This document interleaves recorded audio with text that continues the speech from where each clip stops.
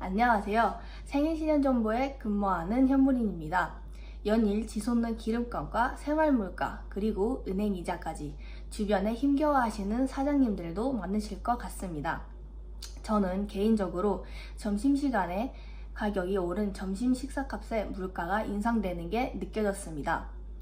이런 어려운 경제 상황이 빨리 안정되어 채권자님들 생활이 좀 더 편안해지고 여러분 사업도 더욱 번창하시길 바라봅니다. 채권자 여러분이 사업 중 또는 주변인과 상거래 혹은 금전거래 시 외상거래를 하거나 현금을 빌려주면서 세금 계산서, 거래 명세서, 경적서, 계약서, 차용증, 현금 보관증, 지불각서 등 각종 증빙서류를 작성하실 것입니다. 이런 서류를 갖고 계시다가 채무자가 대급을 지불을 7일피 미루면 채권자 입장에서는 더 이상 채무자의 변제 약속을 신뢰할 수 없다고 판단하게 되고 곧 바로 법적으로 해결해야 하는 상황에 직면하게 됩니다. 하지만 대부분 채권자 여러분은 사업에 종사해 중이거나 직장에 다니며 소송을 접수하여 법원에 출석하고 재판을 진행하는 부분이 시간적, 비용적으로 쉽지 않은 경우가 현실입니다. 이 시점에 채무자와 변제 관련 면담을 진행하고 공정증서 작성을 요구하는 방법이 있습니다. 물론 작성을 거부하는 채무자도 있겠지요. 대부분 채무자가 변제를 미루며 하는 대답은 거의 같은 내용입니다. 상황이 나아지면 지급하겠다. 언제 가능한 돈이 융통되니 지급하겠다. 받을 돈이 있으니 받으면 변제할 테니 조금만 더 기다려달라 등입니다. 채무자들의 이런 약속에 이렇게 답변해보세요. 당신이 원하는 대로 기다리겠다. 그 대신 당신의 변제 약속을 이행하겠다는 사실에 대해 공정증서를 작성하자. 만약 채무자의 변제 약속에 진정성이 있다면 공정증서를 작성을 거절할 이유가 없을 것입니다. 공정증서 작성을 거절하면 그 채무자는 말로만 변제 약속을 할 뿐 전혀 변제 의사가 없는 채무자라고 판단하셔도 됩니다. 변제 의사가 있고 변제에 대해 책임이 있는 채무자라면 공정증서 작성을 거절할 이유가 없습니다. 다음으로 공증증서에 대해 알아볼까요? 공증이란 특별한 사실 또는 법률관계의 존재를 공적으로 증명하는 서식입니다. 국가나 공공단체가 직권으로 어떤 사실에 대해 공적으로 증명하는 일을 공증이라 하며 이를 문서로 정리하는 것을 공증서라고 합니다. 공증의 효력은 법적으로 적용 가능하며 증거로 충분한 집행력을 가지고 있는 문서라고 볼 수 있습니다. 공증은 법적 분쟁 시 확정 판결이 유리하게 작용하여 강제 집행을 신속하게 수행할 수 있는 장점이 있습니다. 또한 공증사무실을 통해 문서 보관을 효과적으로 할 수 있습니다.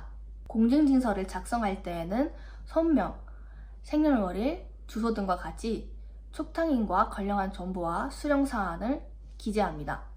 특히 공정증서는 강력한 증거력을 가지고 있고 강제 집행에 있어 집행령을 지니게 됩니다.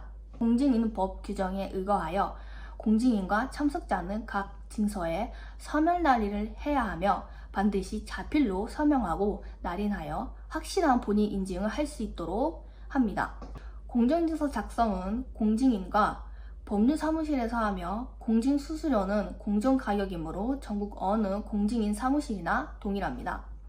금전소비대책 공정증서의 경우 채권 금액에 따라 수수료가 정해지며 1,000만원 이하는 33,000원, 그 이상의 금액은 채권 금액에 따라 다르게 적용됩니다. 그러면 이런 공정증서를 혜택한 채권자는 어떻게 변제금을 해소할 수 있을까요? 물론 채권자가 알고 있는 채무자의 재산이 있다면 바로 강제집행 절차를 진행하시면 됩니다.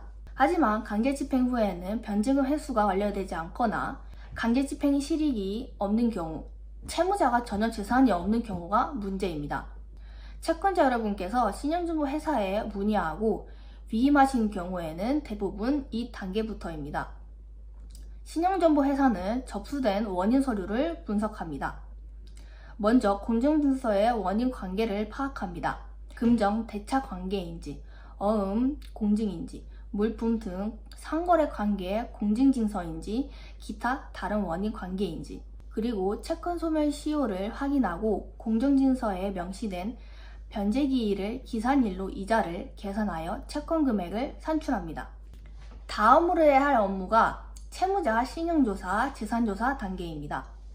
이와 동일해 채무자에게 채권 주심 위임 사실을 서면으로 고지하고 채권 주심 업무를 진행하게 됩니다.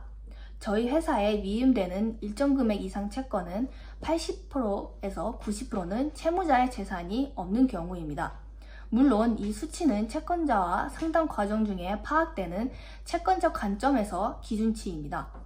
다르게 말씀드리면 채무자 관련된 광범위한 정보를 파악하고 정보를 분석하고 추심 진행 계획을 수립하는 과정 중 실익이 있는 재산이나 금융거래 내역이 파악되어 회수 가능성이 상당히 상승하는 과정을 거치게 됩니다. 물론 여러 관련 정보에는 전혀 시력이 재산이 없으며 금융거래조차 개설되어 있지 않은 채무자도 있지만 그들은 채무자 추적 과정과 채무자 면담 과정에서 노출되는 정보로 회수 가능성에 보다 접근하게 됩니다. 한 가지 실제 사례로 저희 팀에서 진행해서 성공했던 건을 말씀드리면 채권자는 채무자에게 변제를 촉구했지만 계속적인 변제 미행으로 결국 8천만 원 대여금 공증증서를 작성하도록 유도하여 보유하게 되었고 채무자는 재생자원 수집 사업, 흔히 고물상이라고 하는 사업을 연이하는 분이었습니다. 그분은 꽤 오랫동안 관련 사업을 했었지만 단가 하락과 시장 상황 악화로 거래처가 감소하게 되며 사업에 어려움을 겪게 되고 자급 사정이 어려워졌으므로 더구나 임대인에게서 사업장의 임대차 계약 유지를 지속할 수 없음을 통지받고 대체 사업장을 구하지 못해 각종 장비와 재고를 헐값에 매각해야 할 처지였고 소액 보증금에 누적되는 월세를 감당하기 힘든 사정에 이르러 이자를 포함하면 1억이 넘는 채무를 감당하기 어려운 상황이었습니다. 채권 주심을 담당하는 저희 팀장님이 자주 찾아가 어려움 상황대에 채무자의 말을 들어주고 차도 마시고 곰곰하기 시작한 채무자는 스스로 해당 사업장에 향후 지자체 도시개발사업 지구로 지정되어 철거될 사실과 예정된 사업 보상비에 대해 털어놨고 보상비가 나오면 변제하겠다는 의사를 표명하셨습니다. 또 채권자는 공정증서를 근거로 채권 압류 및 추심명령과 변행하여 제3채무자 진술채고 신청을 하였고 3년이 지나서야 제3채무자는 주신금을 법원에 공탁하여 결국 배당을 받게 되었습니다. 채무자는 금융기관 대출금도 연체로 인해 거주주택도 경매 중이었으나 다수 채권 금융기관은 해당 보상금과 배당 사실에 대한 정보가 없었고 온전히 저희 팀에서 관리하던 채권자의 채권만 회수되었던 사례가 있었습니다. 공정증서는 비용, 시간, 편의성 등에서 채권자 여러분들에게 효과적이며 공정증서 혜택 후 미회수 채권에 대해 저희 팀과 상의하시면 제공되는 채무자 관련 여러 정보와 전문가들의 채권 주심 서비스를 제공받을 수 있습니다. 상담 전화 1666-0366으로 전화 주시면 저희 상담 팀장님이 언제나 친절히 관련 채권 상담 서비스를 제공하고 있으며 저희 채널 댓글로도 가능합니다. 새해 신용정보 현불인이었습니다. 시청해주셔서 감사합니다.